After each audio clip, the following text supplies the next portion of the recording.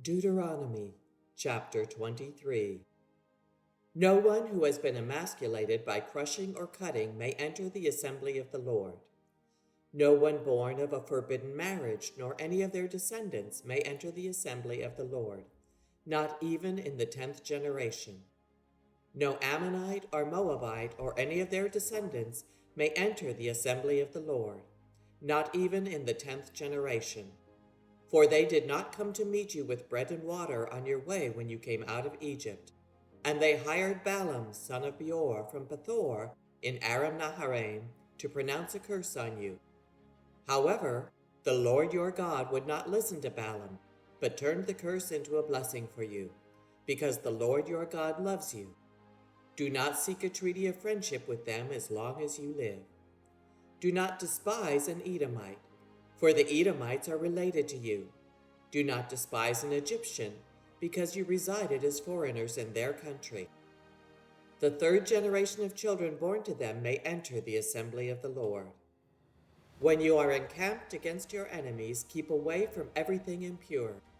If one of your men is unclean because of a nocturnal emission, he is to go outside the camp and stay there. But as evening approaches, he is to wash himself, and at sunset he may return to the camp. Designate a place outside the camp where you can go to relieve yourself. As part of your equipment, have something to dig with, and when you relieve yourself, dig a hole and cover up your excrement. For the Lord your God moves about in your camp to protect you and to deliver your enemies to you. Your camp must be holy, so that he will not see among you anything indecent and turn away from you. If a slave has taken refuge with you, do not hand them over to their master. Let them live among you wherever they like and in whatever town they choose. Do not oppress them. No Israelite man or woman is to become a shrine prostitute. You must not bring the earnings of a female prostitute or of a male prostitute into the house of the Lord your God to pay any vow, because the Lord your God detests them both. Do not charge a fellow Israelite interest, whether on money or food or anything else that may earn interest.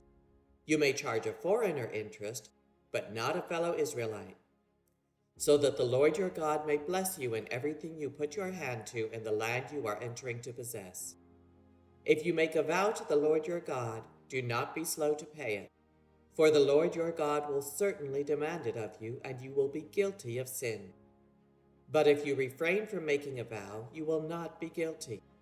Whatever your lips utter, you must be sure to do, because you made your vow freely to the Lord your God with your own mouth. If you enter your neighbor's vineyard, you may eat all the grapes you want, but do not put any in your basket. If you enter your neighbor's grain field, you may pick kernels with your hands, but you must not put a sickle to their standing grain. Deuteronomy chapter 24. If a man marries a woman who becomes displeasing to him because he finds something indecent about her, and he writes her a certificate of divorce, gives it to her, and sends her from his house, and if after she leaves his house she becomes the wife of another man, and her second husband dislikes her and writes her a certificate of divorce, gives it to her, and sends her from his house, or if he dies, then her first husband, who divorced her, is not allowed to marry her again after she has been defiled. That would be detestable in the eyes of the Lord. Do not bring sin upon the land the Lord your God is giving you as an inheritance. If a man has recently married, he must not be sent to war or have any other duty laid on him. For 1 year he is to be free to stay at home and bring happiness to the wife he has married. Do not take a pair of millstones, not even the upper one, as security for a debt, because that would be taking a person's livelihood as security. If someone is caught kidnapping a fellow Israelite and treating or selling them as a slave, the kidnapper must die. You must purge the evil from among you. In cases of defiling skin diseases, be careful to do exactly as the Levitical priests instruct you. You must follow carefully what I have commanded them. Remember what the Lord your God did to Miriam along the way after you came out of Egypt. When you make a loan of any kind to your neighbor, do not go into their house to get what is offered to you as a pledge.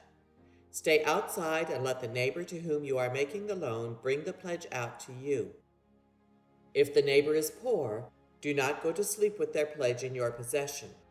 Return their cloak by sunset so that your neighbor may sleep in it. Then they will thank you, and it will be regarded as a righteous act in the sight of the Lord your God.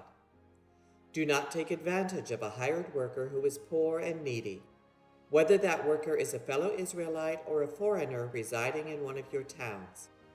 Pay them their wages each day before sunset, because they are poor and are counting on it. Otherwise, they may cry to the Lord against you, and you will be guilty of sin. Parents are not to be put to death for their children, nor children put to death for their parents. Each will die for their own sin. Do not deprive the foreigner or the fatherless of justice, or take the cloak of the widow as a pledge. Remember that you were slaves in Egypt, and the Lord your God redeemed you from there. That is why I command you to do this. When you are harvesting in your field and you overlook a sheaf, do not go back to get it. Leave it for the foreigner, the fatherless, and the widow, so that the Lord your God may bless you in all the work of your hands. When you beat the olives from your trees, do not go over the branches a second time. Leave what remains for the foreigner, the fatherless, and the widow. When you harvest the grapes in your vineyard, do not go over the vines again. Leave what remains for the foreigner, the fatherless, and the widow. Remember that you were slaves in Egypt. That is why I command you to do this. Deuteronomy chapter 25. When people have a dispute, they are to take it to court, and the judges will decide the case, acquitting the innocent and condemning the guilty. If the guilty person deserves to be beaten, the judge shall make them lie down and have them flogged in his presence with the number of lashes the crime deserves. But the judge must not impose more than 40 lashes. If the guilty party is flogged more than that, your fellow Israelite will be degraded in your eyes. Do not muzzle an ox while it is treading out the grain. If brothers are living together and one of them dies without a son, his widow must not marry outside the family. Her husband's brother shall take her and marry her and fulfill the duty of a brother-in-law to her. The first son she bears shall carry on the name of the dead brother, so that his name will not be blotted out from Israel. However, if a man does not want to marry his brother's wife, she shall go to the elders at the town gate and say, "My husband's brother refuses to carry on his brother's name in Israel. He will not fulfill the duty of a brother-in-law to me." Then the elders of his town shall summon him and talk to him. If he persists in saying, "I do not want to marry her," his brother's widow shall go up to him in the presence of the elders, take off one of his sandals, spit in his face, and say, "This is what is done to the man who will not build up his brother's family line. That man's line shall be known in Israel as the family of the unsandaled." If two men are fighting and the wife of one of them comes to rescue her husband from his assailant, and she reaches out and seizes him by his private parts, you shall cut off her hand. Show her no pity. Do not have two differing weights in your bag, one heavy, one light. Do not have two differing measures in your house, one large, one small. You must have accurate and honest weights and measures, so that you may live long in the land your God is giving you. For the Lord your God detests anyone who does these things, anyone who deals dishonestly. Remember what the Amalekites did to you along the way when you came out of Egypt. When you were weary and worn out, they met you on your journey and attacked all who were lagging behind. They had no fear of God. When the Lord your God gives you rest from all the enemies around you in the land he is giving you to possess as an inheritance, you shall blot out the name of Amalek from under heaven. Do not forget.